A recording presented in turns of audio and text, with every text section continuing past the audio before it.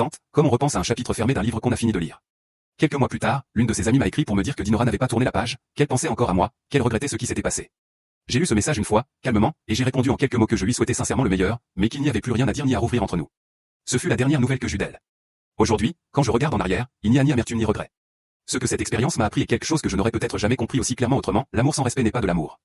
C'est une illusion confortable qu'on entretient jusqu'au moment où elle se fissure sous la pression de la vérité. J'ai appris que quelqu'un qui tient vraiment à vous ne rit pas de vous quand vous souffrez. Que poser des limites ne fait pas de vous quelqu'un d'excessif ou de fragile. Ça fait de vous quelqu'un qui se connaît, qui sait ce qu'il vaut et qui refuse de laisser cette valeur être piétinée. Peut-être que d'autres à ma place auraient choisi de pardonner, de tourner la page en gardant la relation. Je ne juge personne.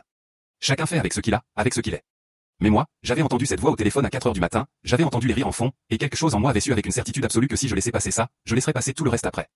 Et que vivre dans cette résignation silencieuse aurait été une façon lente et douce de me perdre moi-même. Je me suis peut-être retrouvé seul. Mais je me suis retrouvé, tout court. Et ça, aucune bague, aucune robe sur mesure, aucune salle des fêtes réservée ne peut le remplacer.